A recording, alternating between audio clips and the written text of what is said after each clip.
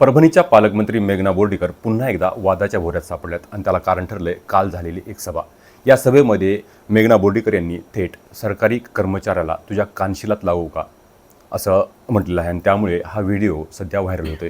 याविषयी आपल्यासोबत बोलण्यासाठी आहेत स्वतः मेघना बोर्डीकर। कालचा जो प्रकार झाला नेमकं काय झालं होतं?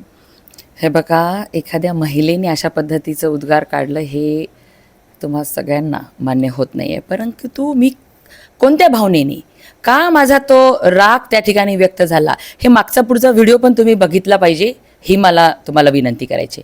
त्यावेळेला बोलताना तो कार्यक्रम माझ्या मंचावर जिल्हा परिषदच्या मुख्याधिकारी होत्या, ॲडिशनल CO BDO सगळेजण होते।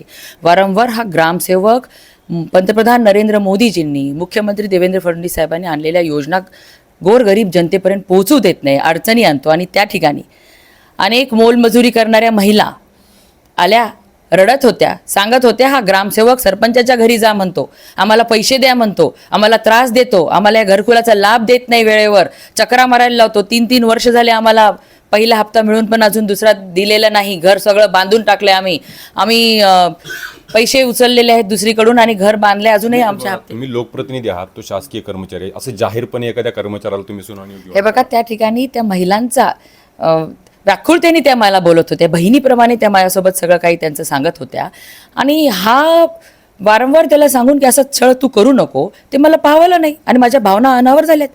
मी त्यावेळेला काही मंत्री नाही, आमदार म्हणून नाही, तर ह्या माझ्या लाडक्या गोरगरीब मोलमजुरी करणाऱ्या महिलांची त्यांची बहीण म्हणून व्यक्त झालेली आहे। जिल्हा प्रशासनाचे एकूण जे कर्मचारी आहेत त्यांच्यावर कंट्रोल नाही असं वाटतं का? कारण एका मंत्र्याला जाहीरपणे सभेमध्ये जर बोलावं लागत असेल हे? बघा, सगळेच अधिकारी कर्मचारी काय असे नाहीत, पण काही अशा कर्मचाऱ्यांच्यामुळे विनाकारण प्रशासनावरती गालबोट लागतं। मग अशा लोकांना वारंवार सांगून समजत नसेल तर अशा वेळेला कधी कधी राग अनावर होतो। विरोधकांकडून तो मुद्दा टार्गेट केला जातो। हे बघा, आमच्या विरोधकांना काही काम उरलेलं नाही ना त्या रोहित पवारांना काम उरले, म्हणून अशा कुठलेही मुद्दे अर्धवट व्हिडिओ व्हायरल करत राज्यातील जनतेची दिशाभूल करण्यामागे त्यांना काही काम उरलेलं नाही आहे। मागचं पुढचं व्हिडिओ बघावं, ते प्रसंग बघावं, का मी तशी बोलली आहे आणि नंतर बोलावं।